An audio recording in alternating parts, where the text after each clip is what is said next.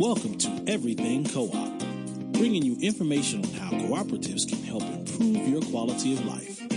This show is being sponsored by the National Co-op Bank, NCB.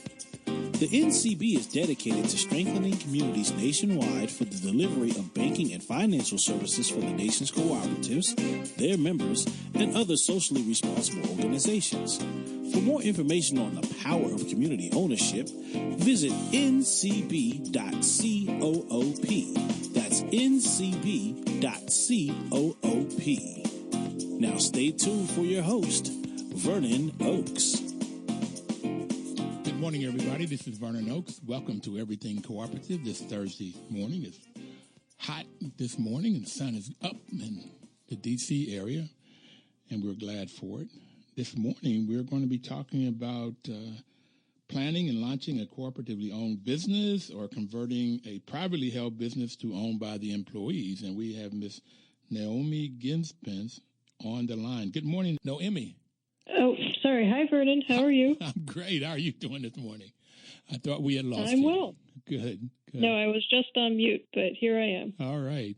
So you were on once before, and I had a great time talking to you. So tell me a little bit about your organization and what you guys are doing.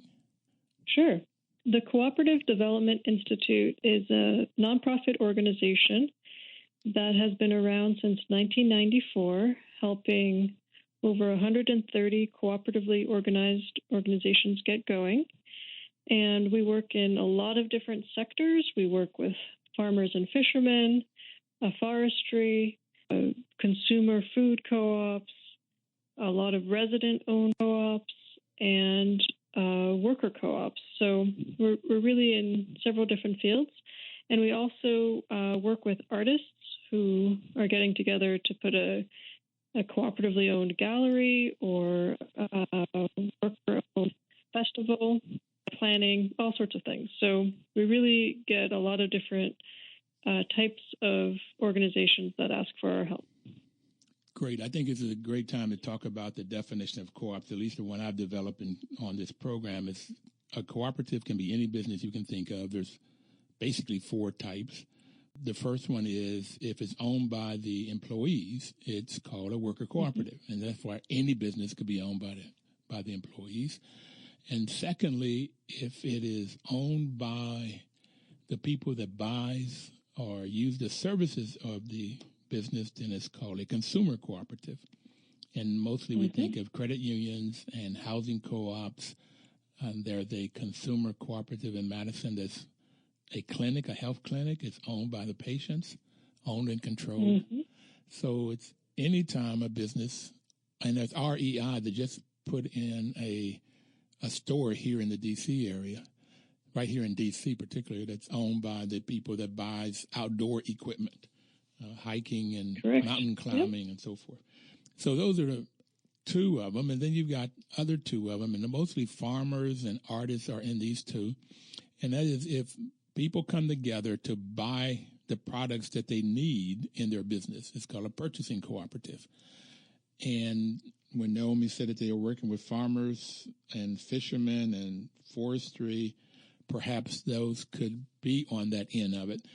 And consumer co-ops, I miss food co-ops. Food co-ops can be a consumer co-op or an employee co-op and a hybrid. It could be both. So that's right. You got the purchasing co-ops on one side of a business. The farmers come together and they buy the seed or the fertilizer or gas or whatever they need to produce. And then on the other side of it, they are members of a marketing cooperative. And the marketing cooperative markets the products. So that leaves the farmer the time to produce, okay, and not have to worry so much about purchasing or marketing. And we get Land O'Lakes on the marketing side, Cabot Creamery, Cabot Cheese. So we get a lot of people coming together. And Naomi, there's a group here in D.C. that's called CPA, Consumer Purchasing Alliance. And they came together with churches and nonprofits so that they could buy whatever their need, like gas or solar power, copier machines, trash hauling. And they found out, particularly with churches, they were getting ripped off by vendors because they may have a volunteer coming in doing a contract with the trash company, and the churches were paying like twice as much as other people were paying for their trash. Wow. So they saved a lot of money by coming in, and this CPA, this purchasing group, would do the contracts, and they have the expertise with the vendors, and then allow their members to join in and buy their services from them. And they've saved their the other group is the charter schools, who similarly don't have the expertise necessary to buy these different products. So they've saved a lot of money, and they want to go national. I know you may know Paul Hazen. He's been a part of the development of this company here in D.C. That's fantastic. For everybody out there, Noemi is working with all of these when she said farmers and forestry and food and resident-owned. I assume that's housing co-ops, worker-owned. That's right. The artists are coming together, too, and buying warehouses space together so they can share their space, and then they will have showings together and sell their products. Mm-hmm. Yep, there's a lot of examples. Okay, so that's what you do. 130 of these since 94. That's 23 years. Wow. How long have you been with corporate So I've business been with development? CDI. I've been with the Cooperative Development Institute coming up on 8 years in the fall. Yeah, and we've really grown. We're up to 18 staff people now. 18? That's right. 8. Oh. Yeah. So it's pretty exciting. We still see strong demand. People are really looking for cooperative solutions for all types of different situations. And, we think co-ops have a lot to offer. Well, I do too. And that's why I'm on this program, to let people know about it. And that's why National Co-op Bank is sponsoring it, because it just can solve community problems. People coming Fantastic. together and solving them. So what are some of the kind of projects you're working on now? So one of the projects we're working on that's a sort of a new area that we're exploring is bringing together resources for starting co-ops that would be particularly targeted at artists, artisans, all kinds of creative types. And we see this need because there are toolboxes that are available for a lot of different types of co-ops. So if you go looking for how do you start a worker co-op, or how do you start a housing co-op, or how do you start a consumer food co-op, you'll actually find some really well thought out, well presented, step-by-step advice that's particular to those sectors.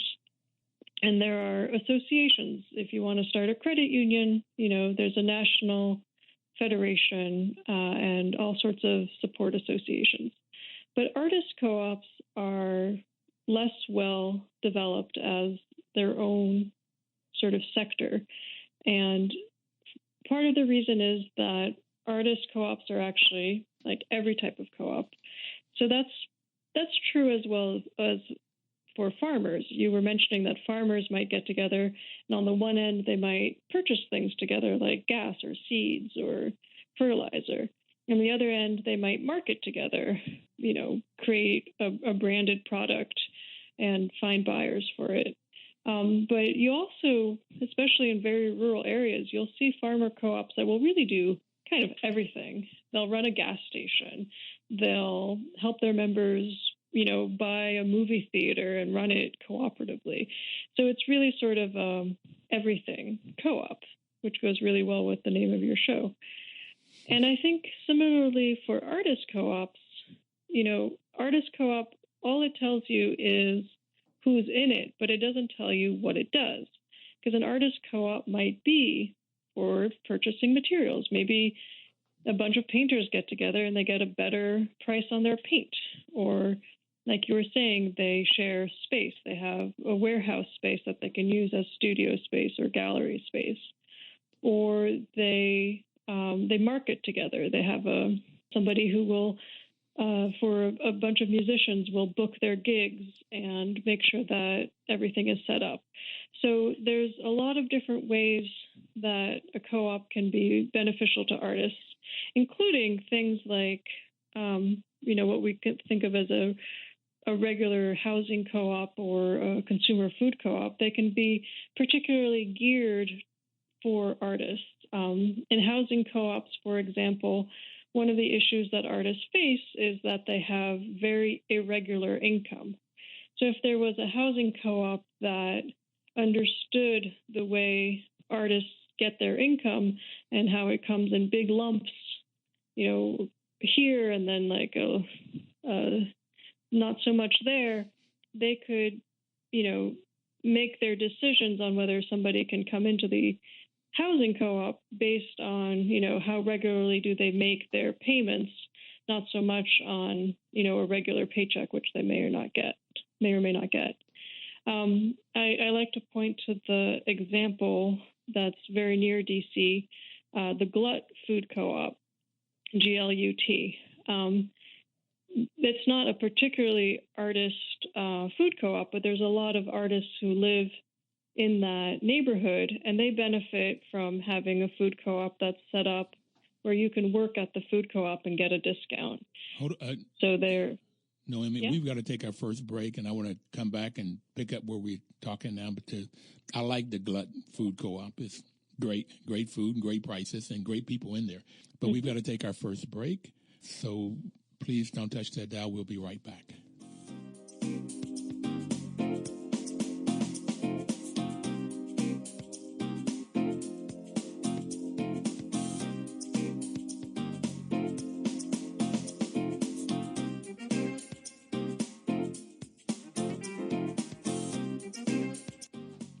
WOL is a great partner for everything cooperative. This is Vernon Oakes. Because it's a great partner because what he just said, information is power. And the National Cooperative Bank is sponsoring this program to give you the information about cooperatives. The power comes there when you use the information. And you could get in touch with Noemi and the Corporate Development Institute if you want to start a cooperative. It looks like any type. We're talking about artist co-ops right now. Noemi, how can one get a hold of you or your organization? Sure. Well, we're on their web at CDI, that stands for Cooperative Development Institute, .coop.coop. And if you want to email us, the easiest way is info at cdi.coop. Wonderful. Okay, you were talking about Glut and how artists around there would work in this co-op and so they can have some income. Well, I don't think there's anything perhaps more cyclical income-wise than artists. They do a gig and they have hopefully a bundle of money, and then when they're not working, they have no money. So it's an up and down kind of thing. And of course, once you get really, really big, you may have royalties and things coming in all the time. But most artists don't get really, really big. So this is great, talking about where co-ops can help the artists. So you want to keep talking about that? The way we think about it is that co-ops can help artists do three things. They can help artists do their craft, pursue their passion. So that's studio space, it's practice space, it's materials, it's all of the things that help an artist pursue their passion. And this might even apply to people who do it amateur. Maybe they just need access to a darkroom. They're not a professional photographer, but they love photography. So that's one way that cooperatives can help artists, is by helping them pursue their passion. A second way is by helping them earn a living. A lot of artists want to earn a living from their art. So whether it's a gallery, a performance space, an online store, or the shared services we were talking about, the marketing, a platform. There's a new platform cooperative called Stocksy. It's owned by photographers, and instead of buying your stock photography from iStock or one of those places, you can go to Stocksy and, search a bunch of photos, and the platform is owned by the artists themselves. So, that's a new type of way for photographers to make a living. And then the third way, besides doing your art and earning a living, is what we've been talking about, just living your life. So having a place to live, having food, being able to exchange services. So even having sort of an hour exchange where you can have one person babysit and somebody else, do the shopping or something like that. So, and actually my favorite way that living your life sort of ties in with artist co-ops is I've noticed that a number of worker co-ops are set up in such a way that the members of the worker co-op can actually work and earn a living by doing something other than their art and leave themselves enough time and energy to do their art. So there's an interpreters co-op that's based in New York called Caracol, and they do conferences and meetings and all sorts of situations where people speak different languages and they interpret live, so everybody can follow along, and that's their way of earning a living. But because it's flexible, because it's part-time, the people who are in it can pursue their filmmaking, musician, artist, painter, all different kinds of passions that their work allows time for. How do you spell that? So, how do you spell that? Cortisol. Caracol is Caracol. And in fact, at a recent conference, I met a member of the Tight Shift Laboring Co-op, which I think is based in D.C. Mm-hmm. And I mentioned this idea to him, and he said, that's exactly right. I'm an artist, too. I'm a singer. And because I can control my hours and, when I do the work, I'm able to have time to sing and pursue that passion as well. So... And I've used Tight Shift. As you know, I do property management. It's my day job. Mm-hmm. And I've used Tight Shift, the cleaning of some of the properties. And you might not have thought of Tight Shift as an artist co-op. No. But if you ask the members... I still didn't know If you ask the members, they might think of themselves as artists who are doing, property maintenance work so that they can have time to pursue their art. Yes. And it is flexible. They come in and clean whenever it's on. They just have to let us know when they're coming so we can let the properties know. Yeah, it works. It works. Yeah, so those are the ways that we see cooperatives really working for artists and helping them do what they need to do. And, whether it's shared spaces or shared purchasing, there's a lot of different ways of shared work. And I would love to see some new types of cooperatives form for artists. We talked about the ups and downs of income. In other countries, they actually have cooperatives that are set up in such a way that if you join them and you have like a certain history of income, even if it's up and down, they can help you smooth your income so that you have sort of a more regular income.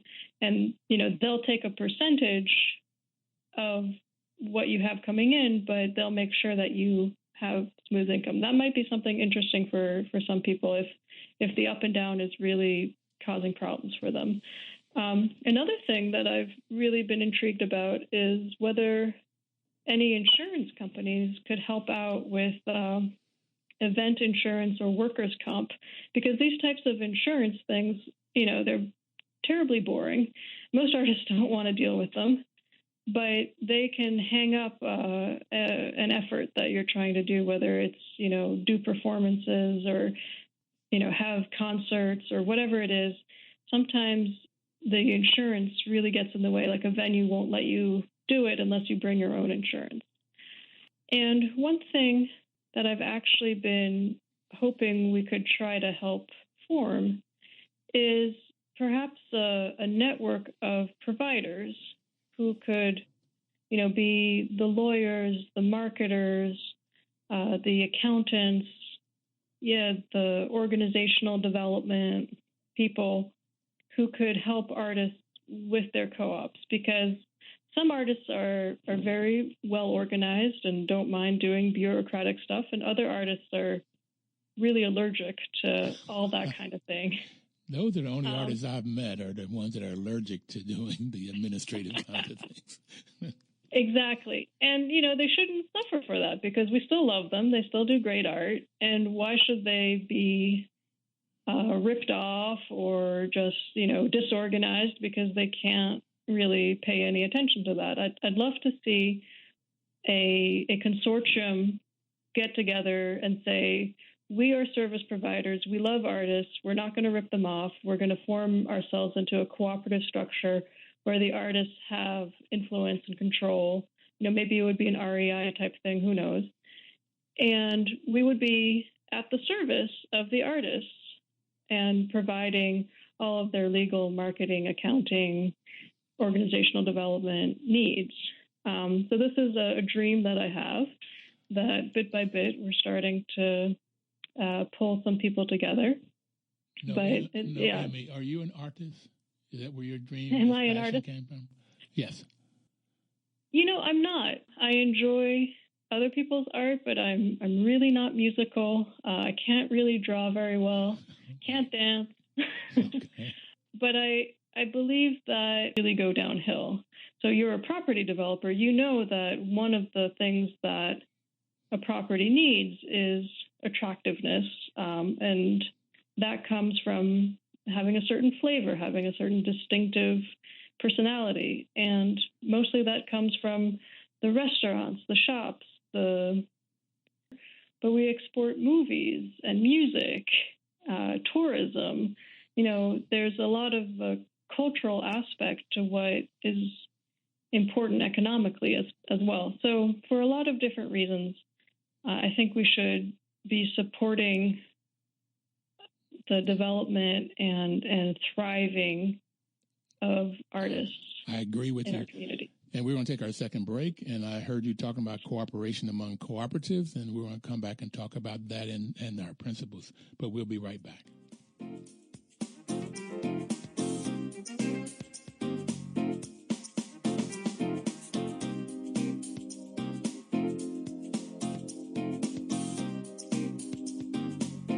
Washington News Talk, 1450 AM WOS and 95.9 FM.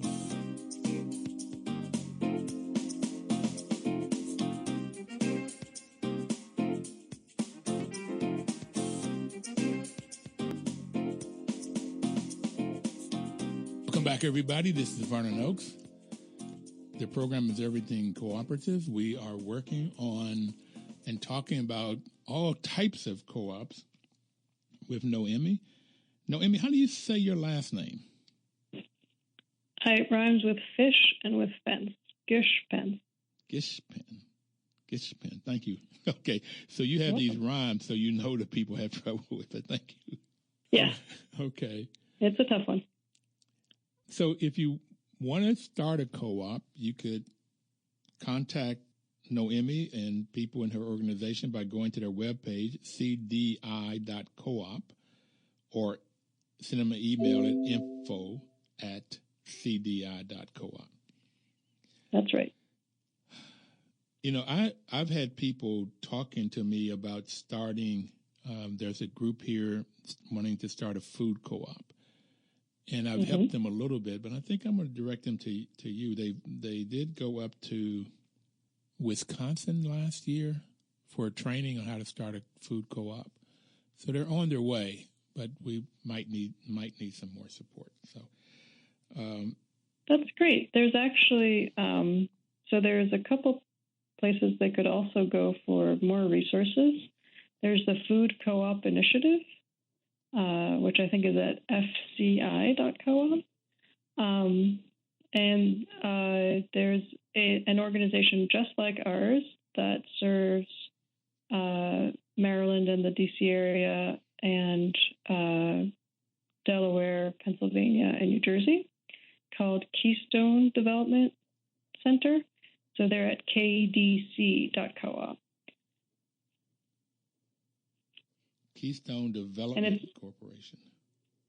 Yeah, KDC. And it sounds like they maybe went to the conference that's called Up and Coming, Up and Running. It's a conference held in Indiana every year for startup and new food co-ops.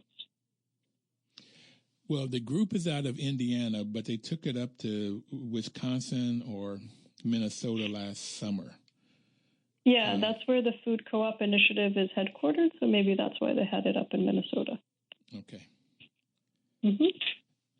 Great. One of our council members, Vincent Gray, has put in legislation. He was the mayor, and now he's back to be a council member of Ward 7. That's where I live. And he's put in the budget $300 million to build a hospital in Ward 8, which is lower economic, social economic folks live. We call it the neighborhood, in most neighborhoods where African Americans live. So you got higher health issues there, and with lower access to health and healthy foods. So seeing that, he has put in this he needs $336 million, so they're only $36 million short for the hospital, but they're also put in to build 2 stores, and he wants to build these 2 stores, one in Ward 7 and one in Ward 8, because there's not that many stores either. There's particular food desert in Ward 8. So, but he wants to have a Giants or Safeway or Harris Teeter or somebody come and run these stores, rent them out and run them after they build them. And I did testify, why don't we do co-ops? In the same perhaps money of building 2 large grocery stores, he could probably build 4 buildings for co-ops, because they're about half the size of a conventional store, and talked about the benefits of food co-ops over conventional stores. And it always gets me is that if people can get the benefits of co-ops, it seems like everybody would want them. So we'll see how that goes, but we're needing all the support, and we might need somebody to come in and talk to the city council or Mr. Vincent Gray about the benefits. I did the best I could, but I'm not an expert in that world. So we might need to get somebody to come in here and help us on that. But Ed Whitfield might be amazing. He's been helping with the development of a food co-op. Where is it? In Greensboro, North Carolina, called Renaissance. And that's been a really intense project. People are definitely, putting a lot of work and effort into it. And the residents are really excited. They had lost their grocery store some while back, and now they're going to be replacing it with a consumer co-op. I've had somebody on the program talking about Renaissance, and I thought they've opened with that report that I'd gotten when the person was on, but I don't think it was Ed Whitfield. Yeah, I think they are. I think they are open now. Yep. It took 4, 6, 8 years. It took some time because of the training and getting people involved and getting people to know what a co-op is and the benefits of them. But a Piggly Wiggly or some grocery store just closed up, and they said it was doing good. People were using it. It seemed to have been making money, but corporate decided to close it for whatever the reason. The corporate closed it. Maybe it wasn't making enough return on investment. So it just sat empty and idle, and they got working with the community, the legislation, and I think they got 1,000 people paying $100 each to show that their interest was there, and it looks like it's going to be a winner. And I want to get down there one day. I like North Carolina. So yeah, no, it looks great. I'll try to find Mr. Ed Whitfield then. Yeah, I think Ed Whitfield would be able to convince anybody of anything. Okay. I want to go back to this artist thing, because I like what you said, pursue their passion. And that's for anybody, but artists is what we're talking about. If people can really find what their passion is and then pursue that, then earn a living. How do you earn a living? And it'll be interesting if you can earn a living pursuing your passion. But until you can earn a living doing your passion, you may have to find other ways to earn a living. That's right. And then living your life, whether that is where do you live, where do you shop, how do you get babysitting.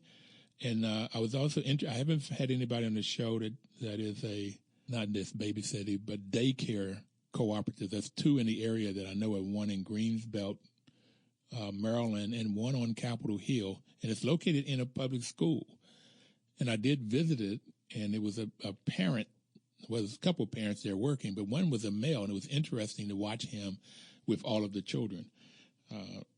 So that how people can volunteer their time, particularly if you are a artist and you don't have a gig, you may have a lot of time, and you could either volunteer in a food co-op or your housing co-op or your daycare cooperative. So it's a lot, and this is where I was talking about this cooperation among cooperatives is the sixth principle of the 7 cooperative principles that the modern cooperative works under. And then the cooperative values I like a lot too. So I like the way you lay this out. There's 3 things: pursuing passion, earning a living, living your life. Yeah, and as far as cooperation among cooperatives, we did talk about how whether it's a farmer co-op or an artist co-op, they may be multifunctional, like they may be helping people get the materials that they need and then market together, and whatever it is that they need, the co-op might be the vehicle that helps organize it. But cooperation among cooperatives is really cool because then you have co-ops of different types that will do something together. So we're looking at setting up connections. For example, we work up in the Northeast, so we've been working with the Somali refugee community in Lewiston, Maine. And they are used to farming from where they come from and have been through a number of years of training to know how to farm in Maine, but they need assistance to put together a co-op, which they've now done, that will be a farmer co-op to market together their produce. And what we're trying to help them do is actually do one of these regular deliveries of groceries, of produce, vegetables, and so on, to one of our resident-owned communities, people who live in shared housing. So in order to help build the cultural connection, too, between what they call new Mainers, new people coming to Maine, and people who have lived there for quite a long time. New Mainers, okay. Yeah. How do the Somalians respond to this cooperative way of life? Well, to them, it corresponds to a lot of their cultural values. So they understand very well the principles of cooperation. I think what's harder is that, they have to set it up as a business in the American legal system and everything, and they don't have a written language. They have a spoken language. So they have to, learn how to put things down on paper and get it, bureaucratically, authoritatively settled that way. But for the actual cooperation piece of it, they understand that pretty well. So the farmer co-op is actually 2 men and 2 women, and the women participate as much as the men. In fact, one of the women members is the president. And they are participating with a larger group that's assisting, that's a sort of a self-help group among the Somali refugees that is, in fact, now putting together a child care co-op because that was one of the other needs in the community.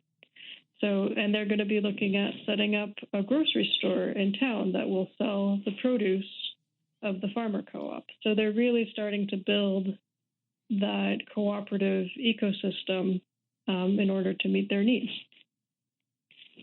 That is excellent.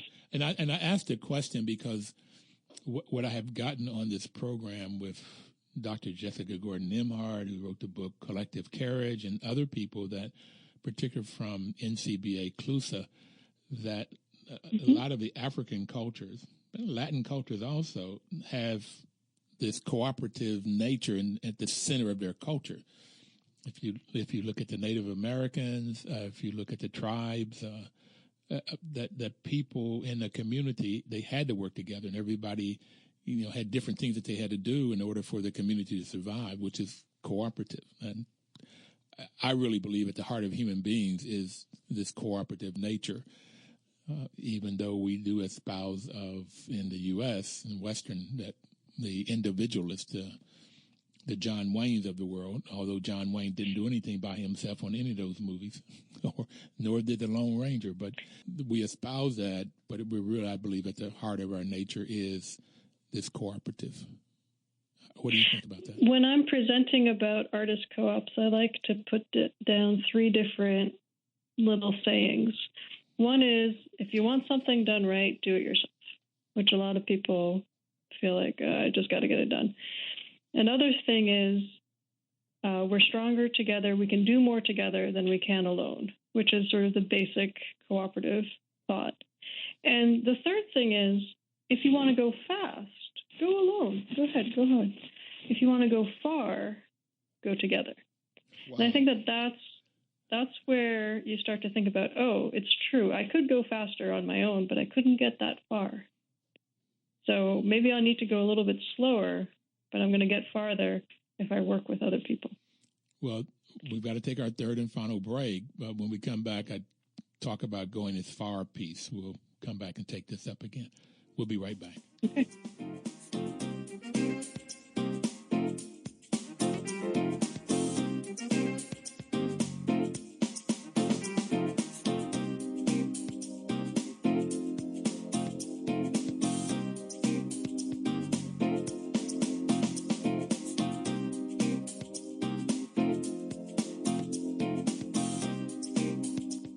Washington, D.C.'s News Talk, 1450 AM WO at 95.9 FM.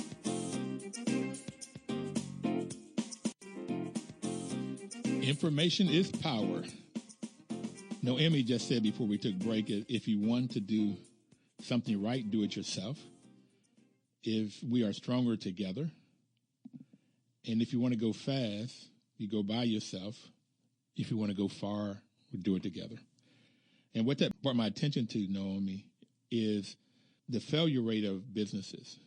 For a cooperative, 10% of cooperatives fail in 5 years, where 90% of capitalistic businesses fail in 5 years. So you get in the cooperative world, you have 90% of the cooperative businesses are still around in 5 years, where only 10% of the capitalistic businesses are still around and survive after 5 years. It's slower to get them started. A lot more focus on education, which is the 5th principle. But with that education and knowing how to make decisions together, learning how to make decisions together, they make decisions that are long-term and not short-term. Too often in business, whether they're big or small, in the capitalistic business, at least in my business school training, was what's the greatest return on investment? And more often than not, that's a short-term decision to affect stock prices or give bonuses or whatever. But co-ops make decision long-term. Do you agree with that? Right. I do. I mean, I will say, because we aren't surrounded by a cooperative culture, it does come harder to people to figure out how to make decisions together and to think long-term. I think the education piece is really important because we're going against the grain in some ways. I agree with you that it's human nature, that absolutely every culture that you look at, if you look at how people do things traditionally, it's much more cooperative.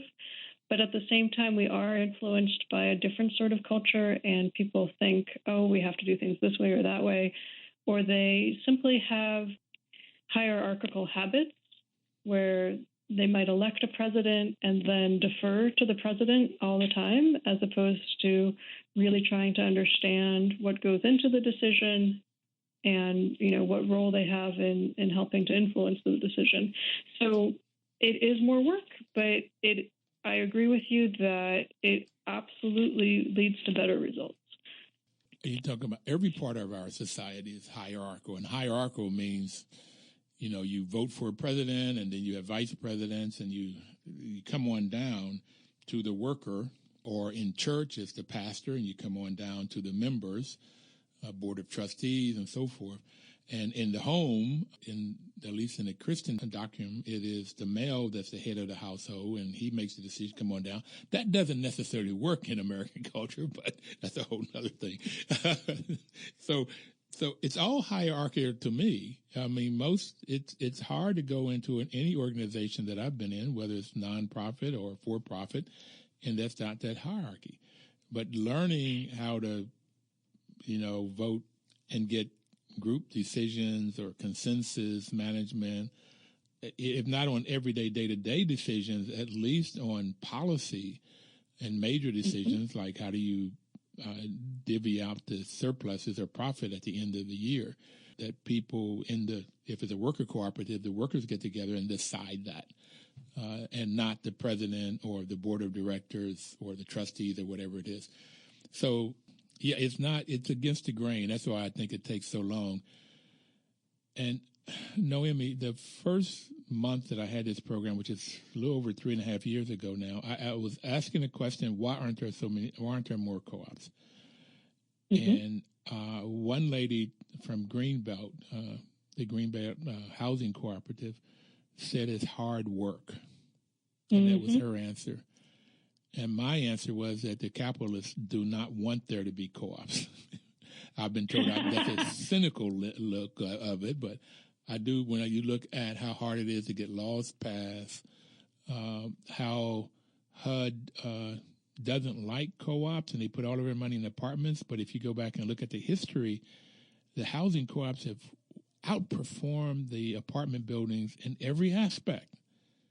Quality of life, generating financial stability, social wealth, financial wealth.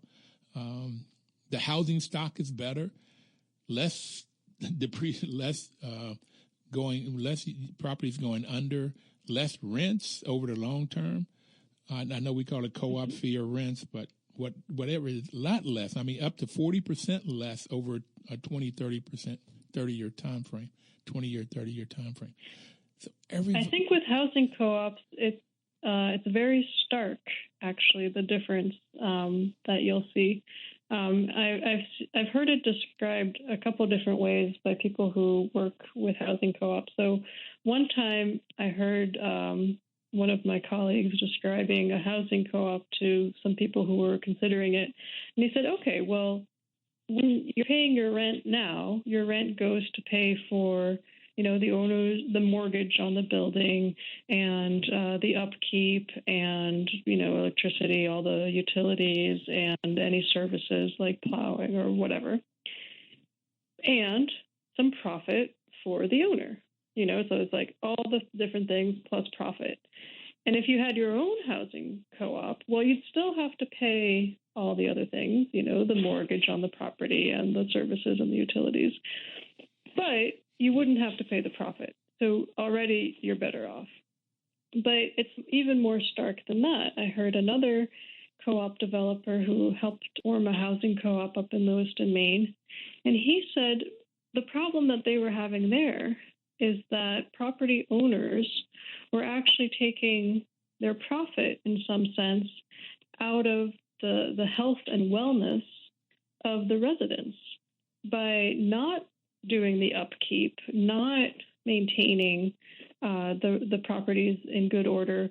People were having to suffer from mold, from fire hazard, from rickety stairs. All of this was coming out of people's actual bodies. And when you think of it that way, I mean, it becomes abundantly clear that having the residents own the homes themselves, it's much better economically, and it's much better for their health. And the problem with the capitalist system is that it's based on a lot of theories about how everything works out for the best for everybody, but it doesn't really take into account the actual social situation that people find themselves in, where they may not be able to complain about, bad services from their landlord. You see this especially right now. I don't believe that illegal immigrants, that category of person, yes, is really unwanted in this country. People want them to be here, but they want them to be scared, disempowered, and unable to complain about their housing conditions, their working conditions, or any other treatment that they receive, because if they'll be scared to go to an authority because they could be deported. And so they can be treated in any way, wage theft, anything can be done to them, and they won't complain. And it's not about not having them here. It's almost a new slave. That's a little bit more. It's definitely exploitation. Okay, that's what I mean. Yeah, no, I mean, it definitely is along that lines, because I don't think it's about keeping people out. People say, oh, they broke the law by coming here, but I don't think that that's the point.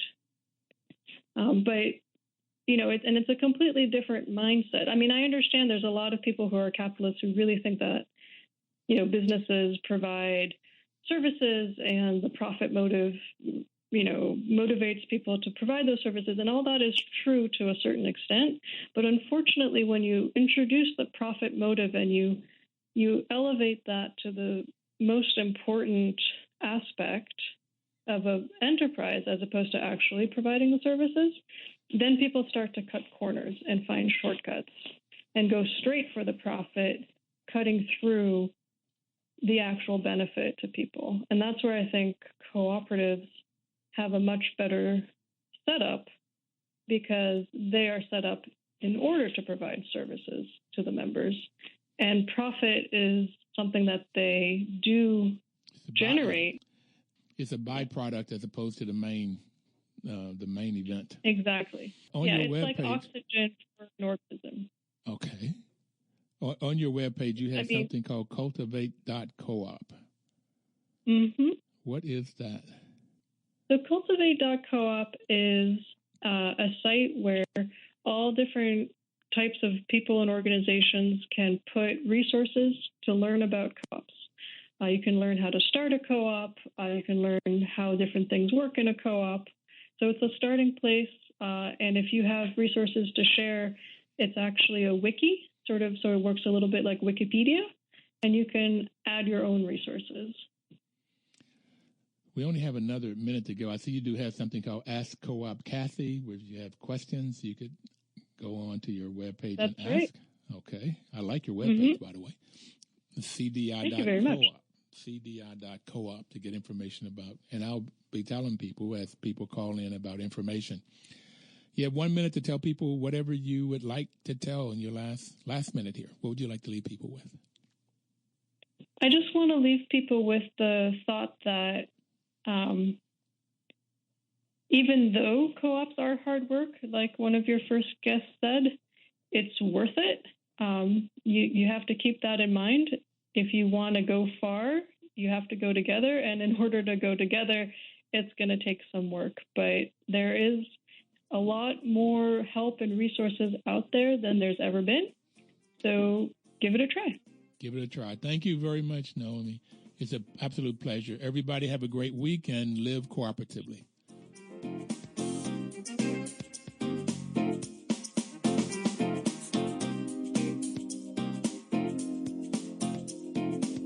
Washington, D.C.'s News Talk, 1450 AM WOL and 95.9 FM.